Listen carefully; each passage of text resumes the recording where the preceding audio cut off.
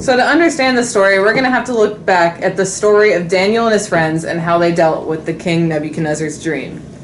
So King Nebuchadnezzar, king of Babylon, came to Jerusalem and sieged it. They attacked Jerusalem, took hold of it and everything. The Lord delivered the king of Judah over to Babylon. And Babylon took some of the Israelites, but only the best of the best, handsome of the young men. Like that, I guess. Can we edit that out? Yeah, Haley? Thank you. You're welcome. Bro, that tripped me up. Best of the best, no defects, intelligent, just noble young men. No defects. No defects. That's what it says in the Bible. That's terrible. Yeah. I mean, some of those men that were chosen were Daniel, Hananiah, Mishael, and Azariah. But their names were actually changed to Belteshazzar, Shadrach, Meshach, and Abednego. I'm sure you've heard of these people before. Shadrach, Meshach, and Abednego. So their names were changed to sort of become part of Babylon society, to sort of get rid of the original godlike meaning of their names in Jerusalem.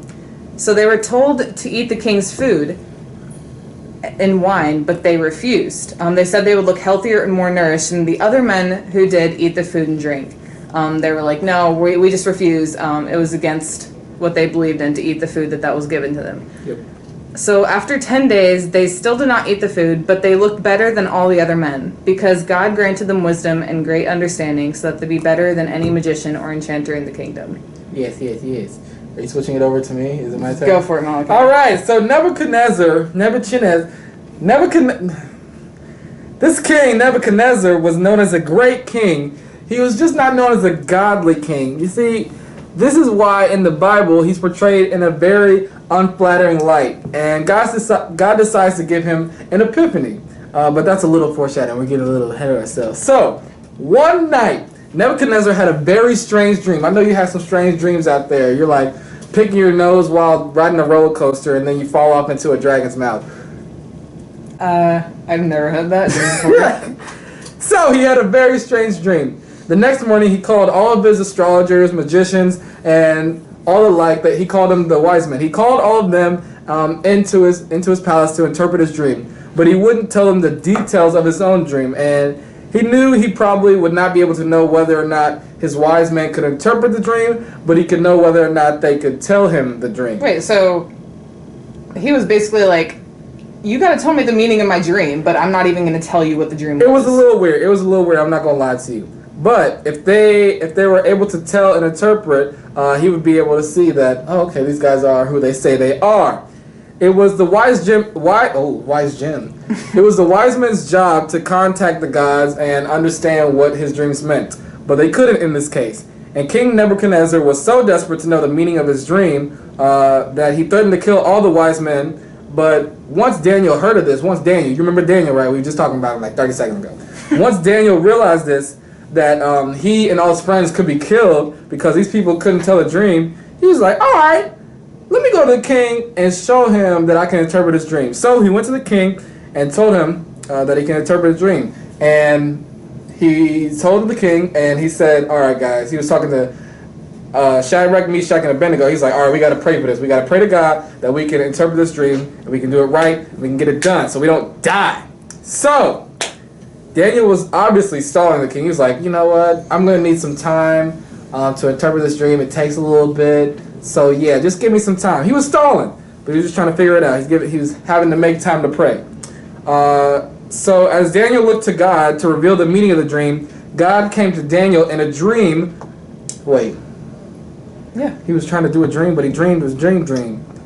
Dream. Yeah! We're not cutting that out. No, we're not! So, I'll say that again for the people in the back. As Daniel looked to God to reveal the meaning of the king's dream, God came to Daniel in a dream, showing him the king's dream. I'll give you a couple seconds. Period.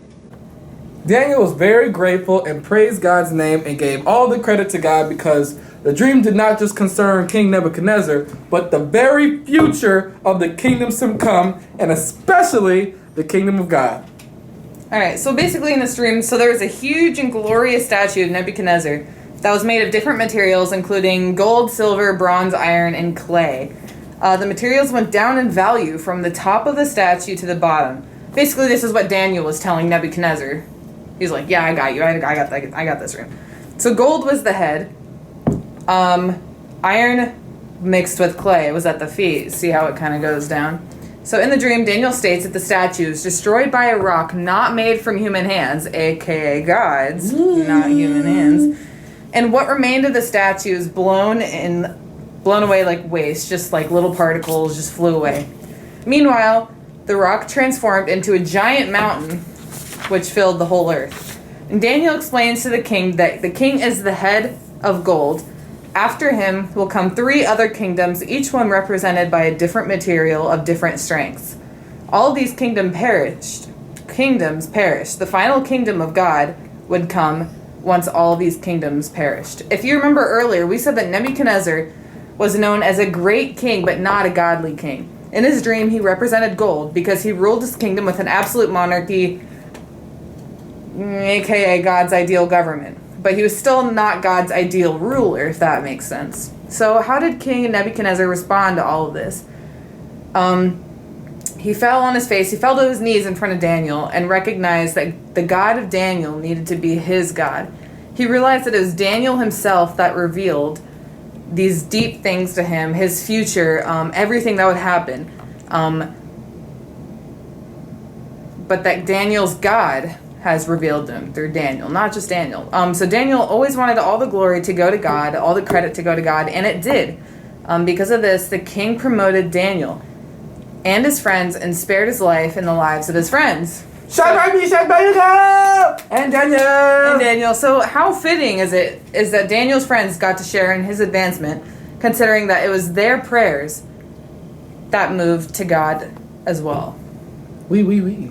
So now I have some questions. Daniel's a cool guy. Daniel's a very cool guy. I know a couple of Daniels. Couple Daniels, are they? Kent knows a Daniel. Ken, if you're watching this. I'm sorry about Daniel. Questions!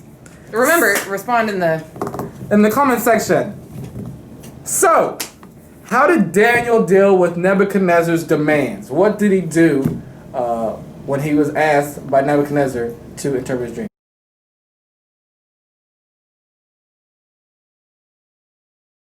What did he do? So again, Nebuchadnezzar, that's not even remotely his name. Nebuchadnezzar's demands were, he was like, tell me what my dream was, and once you tell me that, interpret it. So what did he do?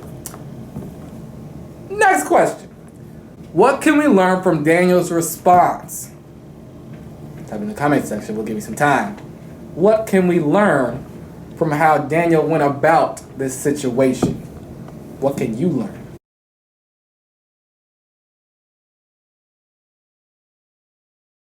Next question. After Daniel's prayers were answered, what did he do? Can you remember? The clock is ticking. That's what I meant to say. The clock is ticking. The clock is ticking.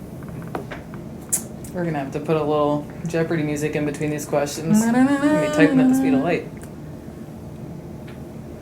Well, that's true. Next question. Next question. Consider Daniel's friends that prayed to God on his behalf. Do you have friends that you Do you have friends that you could call on in your desperate time of need and know that they would be calling out to God for you? Yes. Also, why is having friends like Daniel's friends important today? Question? Hurry, we don't have much time. We just had to say bye. Bye. Remember Daniel. Remember.